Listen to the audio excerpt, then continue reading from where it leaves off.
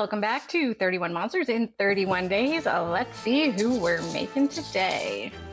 We are making a black cat. All right, let's make a black cat.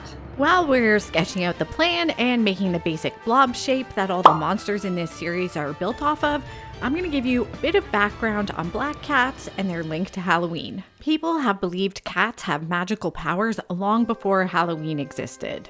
A couple examples of this are, as far back as ancient Egypt, cats were associated with the goddess Bastet, who is a protective deity. And another historic example is during the Celtic festival Samhain, which is Halloween's predecessor. Milk was left out for a cat fairy creature who would curse houses that did not leave milk for it to drink. Black cats first started to get a bad reputation in Europe during the Middle Ages, where they were seen as bad omens. In 1333, Pope Gregory IV published a papal decree which linked black cats with Satanism.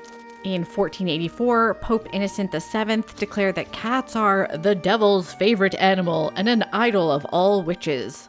The cat's independent and often nocturnal behavior lent itself towards the belief that they were witches' familiars, supernatural beings that would do a witch's bidding. Over time, because Halloween is heavily themed in the supernatural, death, and darkness, black cats became firmly cemented in Halloween's symbolic repertoire. Unfortunately, persistent modern superstition causes a bias against black cats to this day. Black cats often spend longer times in shelters waiting for adoption, perhaps because the prevalence of the black cat as a bad omen.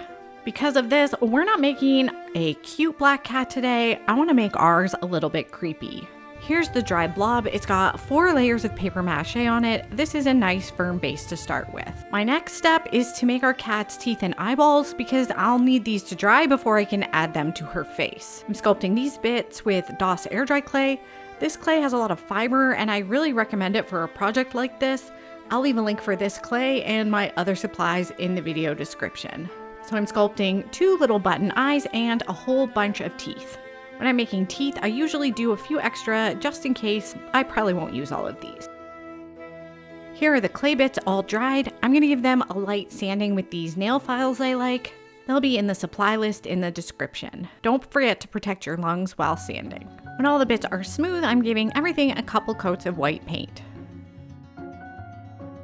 Now I'm painting the inside of the cat's mouth before I put her teeth and everything on there. Doing this now is a lot easier than trying to do it while the teeth and everything are installed, so I'm taking care of this now. I'm using some vintage black cat decorations as inspiration for the color scheme.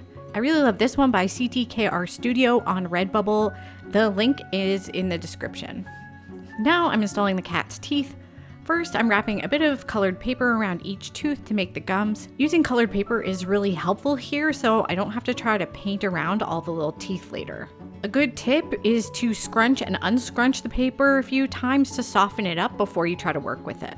A bit of hot glue on the back of each tooth keeps them extra secure so they don't fall out later. Once I've got all the teeth placed, the gums are looking a little separate and disjointed, so I'm using some small bits of that orange paper to blend the gums together. I stuck a wad of aluminum foil to his forehead because I felt like it needed to come forward a little bit. Also hot glued on some cardboard ears. And now I'm covering these new additions with a couple coats of paper mache. I'm gonna let this bit dry before moving on, but at this point I also want to make our little cat's tail. I'm using this foam hair roller I got from the dollar store. They come with wire inside, so they're super handy for things like this. You'll definitely see me use these again in this series. Anyhow, I'm putting a couple coats of paper mache on the tail and also letting that dry.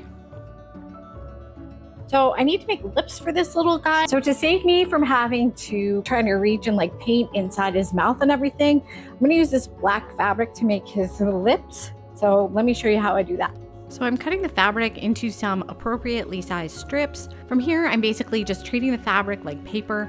I'm saturating it with my paper mache paste. The recipe for that is in this video if you're interested. Then I'm folding the fabric a few times to thicken it up a bit, then wrapping it onto the cat's face like this.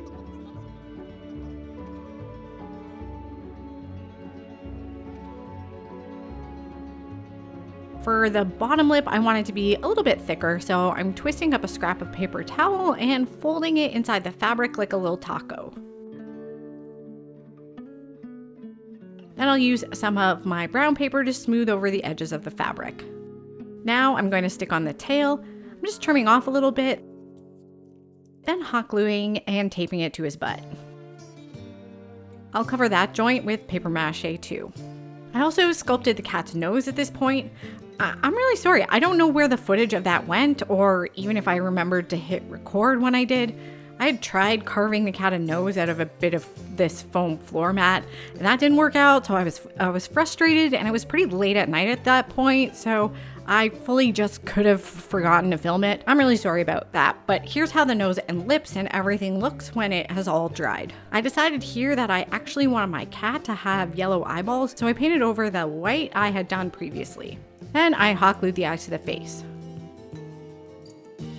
Then I'm painting on the pupils and coating the eyes in resin to both give them a glossy finish and protect them from the paper mache process I'm about to do next. I'm using some black paper to make eyelids for the cat. This process is really similar to how I do the lips. I coat the paper in glue, fold it a few times to thicken it up a bit, then wrap it around the eye. Of course, I do that for both left and right, top and bottom, and then blend that all in with some paper mache. I'm letting that dry one final time before paint. The paint job for this one is really simple. I'm covering her with a couple coats of black, then I'm using some UV resin to give the mouth a nice wet and glossy finish. Finally, I'm wanting to do some red details, but I'm worried my red paint isn't opaque enough to cover the black, so I'm painting out the areas I want red in gesso first. When those are dry, I'm going over them with a nice vibrant red. And here's our finished cat. My daughters think this one is really creepy. I think it's a good balance between that vintage look and being a little bit disturbing. What do you think? Would you let this thing in your house? Let me know in the comments. I do try to reply to all of them. Thanks so much for watching to the end.